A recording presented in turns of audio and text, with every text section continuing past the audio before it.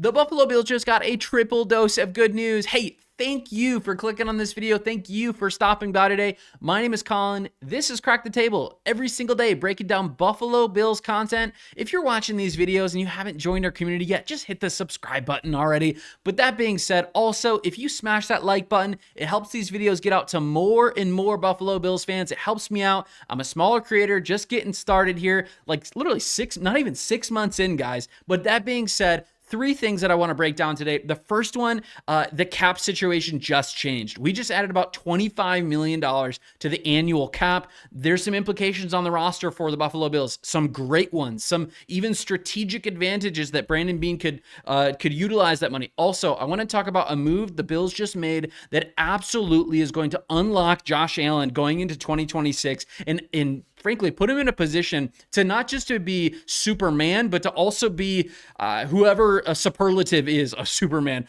But thirdly, I want to break down a move that the coaching staff just made to really fix one of the issues that we had in 2025 that really was a bane to our existence. All of it screams that Joe Brady isn't just rebuilding. He's not just retooling this front office, the addition of Joe Brady as the head coach. It's all pointing to the Buffalo Bills saying we are zeroing in on Super Bowl or bust right now. So let me know your thoughts right now in the comments about this team, on where they're headed, on where they're going. But the first thing that I want to talk about here is the salary cap. First and foremost, the salary cap has just changed, and we've added, again, about $22 to $26 million per year from 2025 to 2026. Now, that is a massive jump. Now, a lot of people expected a pretty big jump. I did not expect a $25+ million jump, but when we look at Spot Track right now, if you're looking on the screen with me and you're looking at where the Buffalo Bills are, they are all the way down here at 25th. Actually, we've got some negative cap, and this is, if you're looking on the screen with me, it's already taking into consideration the 303-ish million cap. Now, again, when we look at this tweet from Tom Pelissero, it looks like the cap is 301 million to 305 million. It's going to be in that range. Again, this came in higher than I think some of the conservative estimates, even were my estimates were, but this is going to be massive for a lot of teams, but specifically for the Buffalo Bills, who've had a very little amount of cap space. Now, again, if you look on the screen right now, there's resources like this. People create these and help these. There's going to be some cap hits, some cap casualties coming up for the Buffalo Bills, but what this addition and what this large of cap increase does is it helps the Buffalo Bills, give them a little bit more ammunition to cut a couple players and maybe retool in a couple specific ways. I'm looking very specifically right now at retooling with trading for a wide receiver. I know the AJ Brown stuff's been going out and around for the last couple weeks, but even like right now, the Minnesota Vikings just fired Kwesi. Like, I'm wondering if the Buffalo Bills send 27 and 28 picks, the first rounders in those years, and go trade for a guy like Justin Jefferson or something of the sort. That would be an insane trade. But maybe here's a question for you at this point in the video. With this even transition for the Minnesota Vikings, a crazy move, especially before the draft season. That's insane to me. But obviously Kevin O'Connell and him had some differences. But like, what would you trade for Justin Jefferson? How many first round picks would you trade for Justin Jefferson? We know there's LSU ties with Joe Brady and Jay Jettas.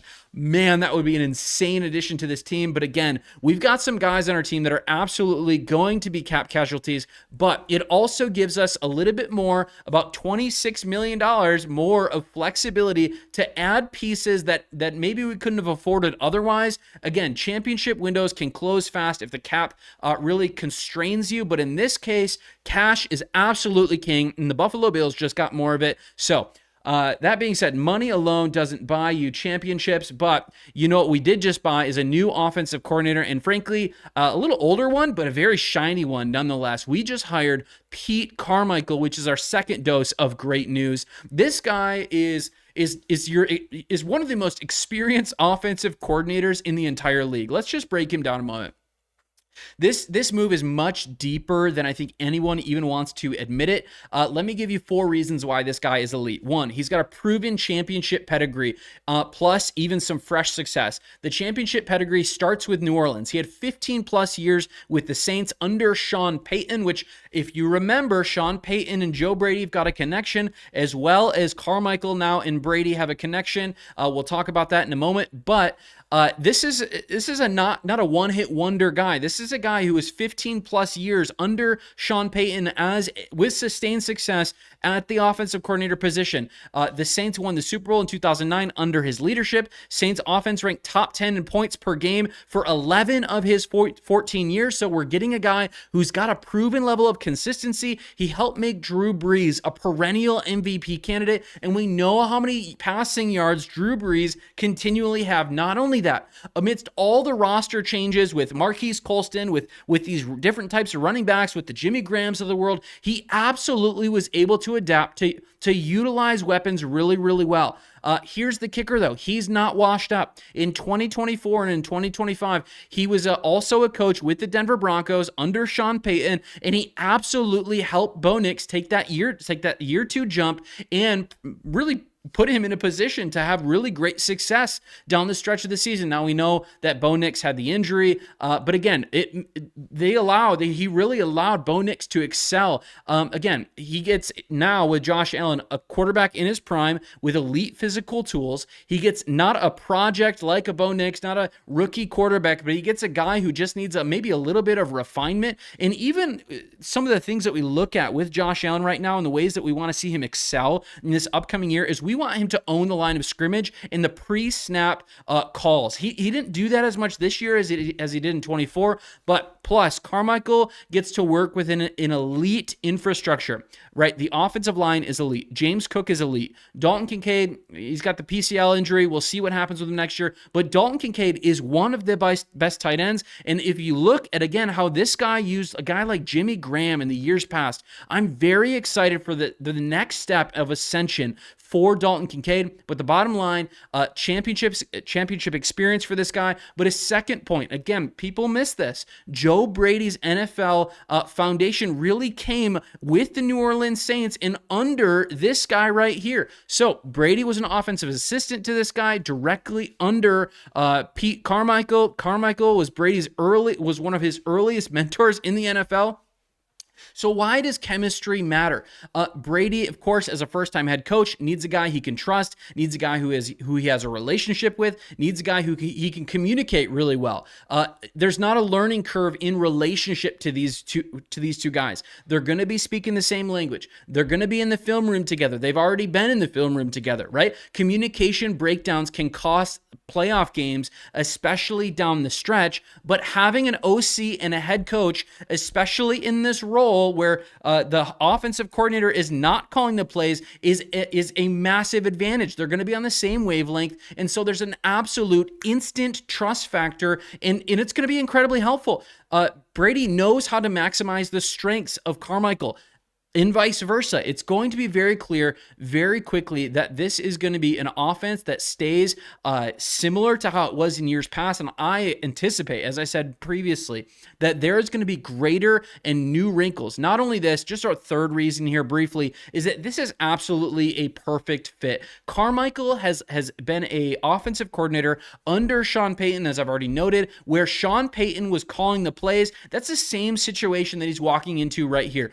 Carmichael is not coming in with a hot head looking to get his head coaching job, though frankly he's thought of as somebody who could be a head coach one day, but it's the New Orleans Saints model, or it's the Broncos model that he just recently had, right? Carmichael orchestrates everything, like the game plan, the in-game adjustments, the scripting, the personnel packages, the red zone planning. Carmichael is like the ultimate right-hand man for Joe Brady, who's now taking on a new role as a head coach. So he's working on team. So Joe Brady's going to be working on team management, media responsibilities, the big picture in-game decisions, and even just managing the entire roster along with Brandon Beane.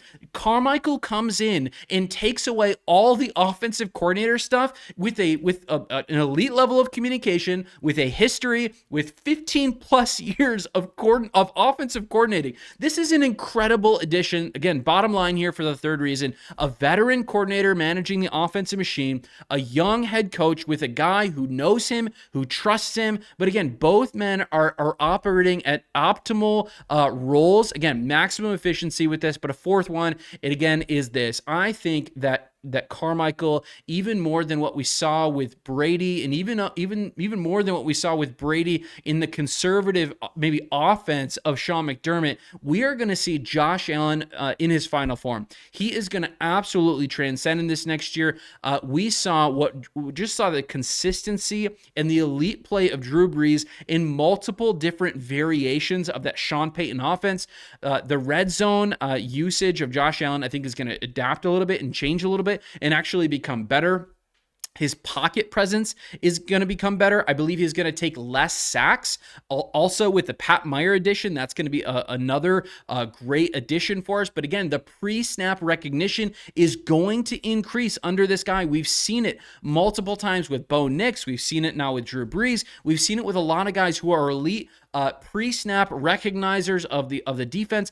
Absolutely going to put Josh Allen in a position to be surgical, not just with his legs, especially as he's getting older, but absolutely with his mind on picking up blitzes, picking up things, calling things out before the snap even reads. I'm absolutely excited for it.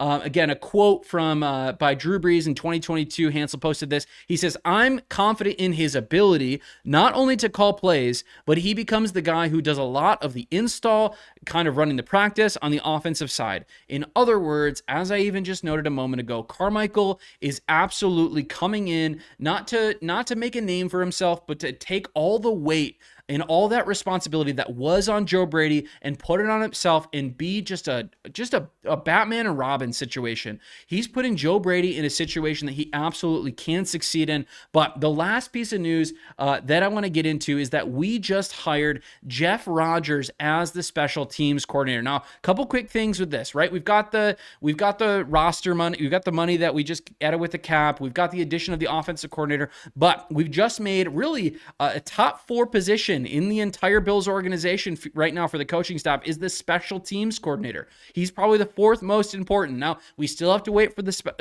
defensive coordinator. We'll talk about that in a moment. But this is a guy who came in he's been in the league for a while, about 20 years. He's also just been with the Cardinals for about 7 years. He survived 3 different head coaching regimes with the Cardinals. He consistently turned the Cardinals special teams into above average units, which, if we're honest, the special teams of the Buffalo Bills had some major issues, especially with punt returns this year. I'm going to anticipate an increase in that with an addition of Jeff Rodgers coming in. But again, the reality of the situation is we just lost our special teams coordinator. He just left for Miami.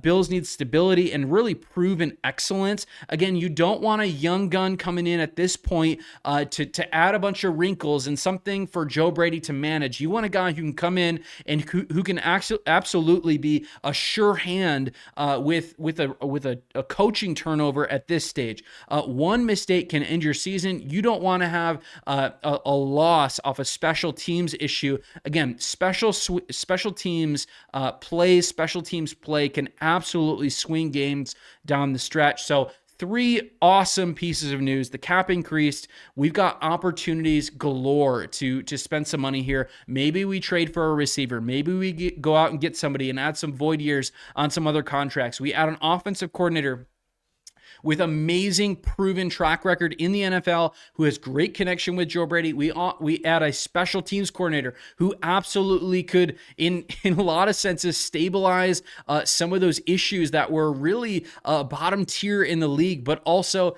a couple other things here to finish up our time. Looking at defensive coordinator, guys, would you want Jim Schwartz or Jim Leonard or Raheem Morris as the defensive coordinator? A lot of people are picking Jim Schwartz here. Let me know your thoughts down in the comments on who you prefer. But again, we know that he's just going and getting an interview with the Ravens.